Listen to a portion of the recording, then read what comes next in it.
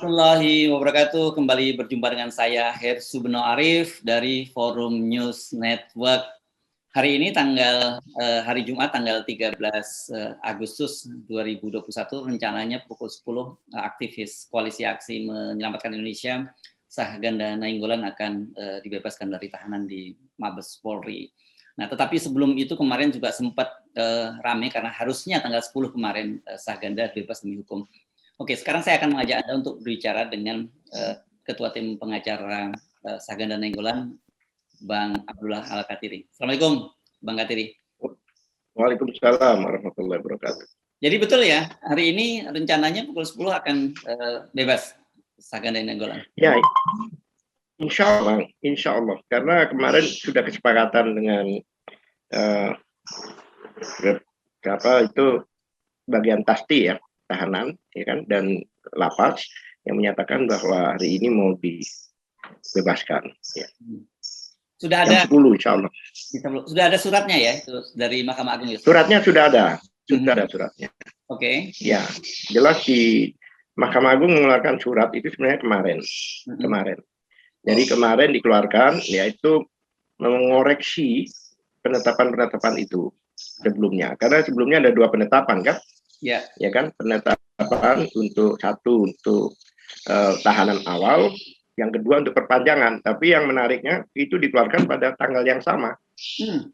Gimana? Jadi yang seharusnya 3 bulan yang lalu kan awalnya ya. Karena sejak beliau ini dibebaskan itu tidak ada perintah penahanan, tidak ada. Sampai tanggal 10 kemarin. Oleh sebab itu kami jemput beramai-ramai. Kami berangkat ke sana mulai jam 8 ya kan? Jam 8 dan pihak tahanan lapas mengatakan memang ini bebas demi hukum. Nah, dihubungilah JPU mengatakan harus, karena yang menitipkan itu jaksa, maka pihak lapas menghendaki jaksa yang begitu katanya mekanismenya. Itu prosedur ya, bukan undang-undang ya benar. Nah, menurut mereka begitu. Oleh sebab itu dihubungi jaksanya, bahkan Katipidumnya sendiri sempat berdebat tidak mau datang, itu bukan urusan kami dan sebagainya. Itu bahkan jam 11 malam di depan saya itu komunikasi. 1 jam lagi harus bebas loh ya. Jam 11 malam dia bilang, ya silakan, kami tidak akan datang dan tidak berbicara ada penetapan perpanjangan. Oke. Tidak berbicara. Kalau seandainya ada kan sudah berbicara dia. Ya, ini kan tanggal 10 kemarin ya harusnya bebas ya, dengan vonis jam 10 pukul 00 ya. Maksudnya pukul 12 lah. Ya. Lewat 1 menit atau 1 jam lah anggap aja, itu sudah pelanggaran undang-undang dan HAM. Oke. Nah, jadi sebenarnya apa yang terjadi ini? Kan gini, coba mungkin supaya pemirsa lebih paham ya. Kan Sahganda Nainggolan ini divonis oleh Pengadilan Negeri Depok itu 10 bulan penjara ya pada waktu itu ya, Bang Katiri ya. Dan kemudian jaksa dan juga dan Sahganda sama-sama mengajukan banding, dan penetapan Pengadilan Tinggi memutuskan bahwa menguatkan hukuman dari Pengadilan Negeri Depok 10 bulan gitu ya. Dan artinya kalau itu dijalani itu tanggal 10 kemarin dia bebas, tapi kan sama-sama kemudian mengajukan kasasi. Apakah ketika proses kasasi itu memang harusnya tidak dalam tahanan? Gimana maksud seperti itu? Oh tidak. Seharusnya selama dia itu ditahan dan belum inkrah itu ada penahanan. Aturan di KUHP itu mulai dari penahanan penyidikan ya, penyidik ya, polisi, kemudian kalau sudah P21 adalah JPU, itu ada waktu-waktu tertentu. Kemudian kalau sudah masuk ke pengadilan tinggi, maka adalah tahanan pengadilan tinggi. Mahkamah Agung adalah pengadilan Mahkamah Agung juga, penahanan Mahkamah Agung. Nah, begitu seharusnya, ya kan? Tapi sejak beliau diputus sampai kemarin itu tidak ada penahanan dari manapun juga. Seharusnya kan penahanan Mahkamah Agung karena posisinya kasasi. Dan kasasi kita juga banding ya. Kita juga ngasihkan kasasi, maaf. Ya. Oh, jadi artinya karena tidak ada penahanan harusnya tanggal 10 kemarin bebas demi hukum gitu. Ya. Oke. Tetapi kenapa kemudian tiba-tiba tidak bisa bebas ketika dijemput itu? Ya, kemarin itu waktu kami jemput, bahkan bagian lapas, TASTI dan sebagainya itu mengatakan kalau JPU tidak ada informasi. Dia katakan jam 12 Saganda akan saya keluarkan dari tahanan. Itu kata tahanan ya, kata Mabes Polri Iya. ya? Ya. Jam 12.00 kami akan keluarkan. Iya kan? Ya. Nah, kemudian jam 11:30 saya diajak masuk, diajak rapat dan sebagainya dengan mereka, ya kan? Mereka solusinya bagaimana, ternyata tidak ada solusi. Tidak lama ada masuk screenshot dari, kalau nggak salah dari Kejaksaan Agung itu, dari personel Kejaksaan Agung. Screenshot yang menunjukkan ada penetapan penahanan dari Mahkamah Agung. Bayangkan, saya tanya pada lapas, apa pernah seumur-umur bahwa perpanjangan ini dengan screenshot dan pada hari detik terakhir, deadline. Biasanya penahanan itu dibuat seminggu sebelumnya dan sebagainya gitu. Jadi ada suatu kepanikan.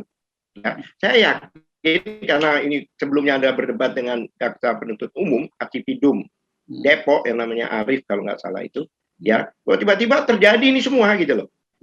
Kayak ada satu keberatan lah dia itu Saganda dibebaskan demi hukum ya.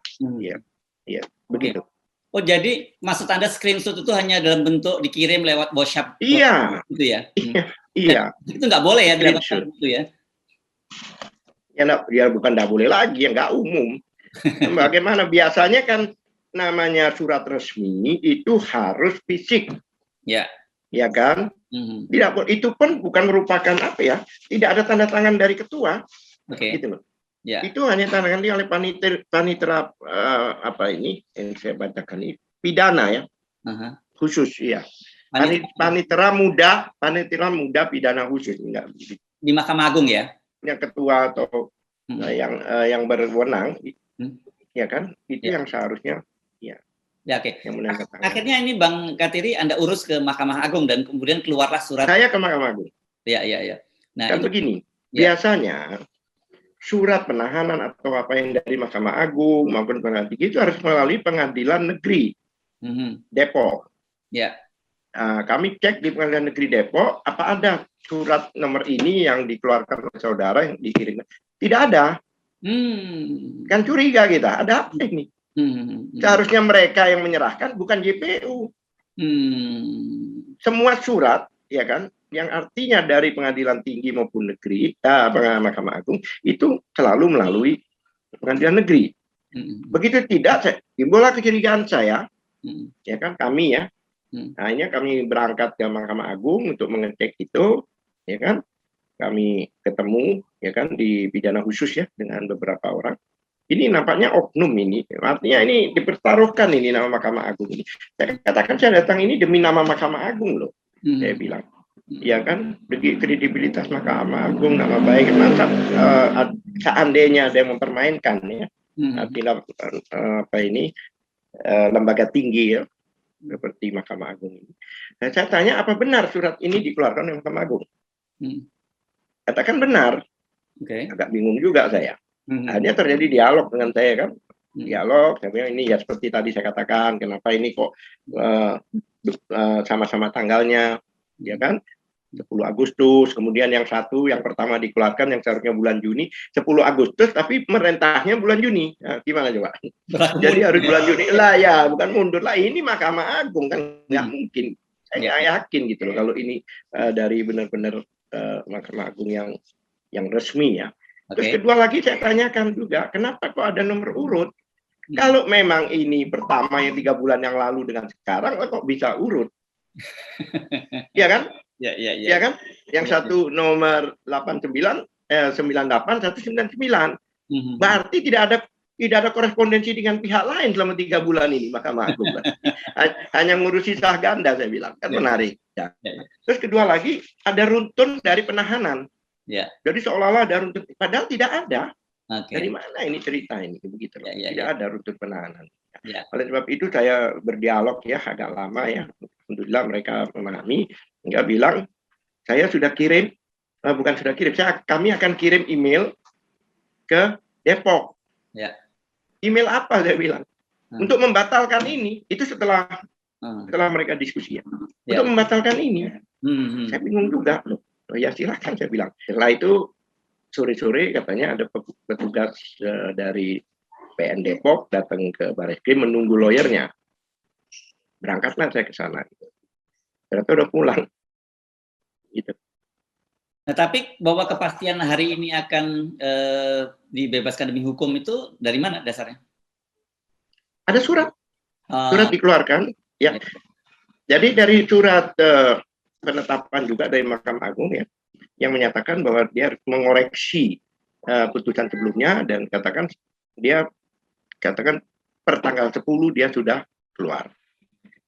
Gitu. Cuma saya sampai Depok sampai tahanan kemarin ternyata sudah pulang itu petugas dari pengadilan negeri. Kami tanya, kenapa? Ya Pak, nggak tahu mereka pergi. Saya telepon, sempat komunikasi. Loh Pak, kami ditolak. Bahkan surat kami pun tidak diterima. Bingung saya. Ya kan? Ya. Gitu loh. Ya. Akhirnya apa itu pimpinannya datang ya. Siapa itu? Saya lupa itu Kombes siapa. Ketemu saya tadi malam. Ya bilang, ini oke lah. Jangan malam ini, besok. Nggak apa-apa Pak, tapi ini pelanggaran. Saya bilang. Gitu. Udah siang, loh tambah ramai nanti kalau siang, ya udah pagi. Udah. Nah, nanti diharapkan kami dengan petugas dari Pengadilan Negeri Depok untuk menjemput jam 10 lah, insya Allah. Ya, Bang Katiri, analisis Anda apa yang terjadi, kenapa terjadi kekacauan semacam ini? Kan sebenarnya ini prosedur biasa saja. Artinya orang kalau memang sudah tidak pada masa penahanan yang lewat harus bebas demi hukum. Ya, saya tidak tahu ya, artinya pertimbangannya apa, mungkin mereka lupa atau apa, saya tidak tahu. Cuma faktanya kayaknya ada salah perhitungan dari JPU kemarin. JPU bilang harusnya tanggal 14 keluarnya, bukan tanggal 10. Saya bilang apa dasarnya gitu loh. Dasarnya ternyata dia menghitung tanggal kalender. Ada tanggal 31, ada ini, dan sebagainya gitu loh. Padahal ketentuan di KUHP jelas, yang dimaksud bulan di dalam penahanan itu adalah 30 hari. Ya, memang kalau kita saya berikan satu gambaran. Memang kalau dihitung sesuai jadwal kalender, memang iya 14. Tapi kalau kita hitung dalam 10 bulan itu ada tanggal 31 6 kali. Ya kan? Oke. Kemudian Februari 28. Berarti ditambah.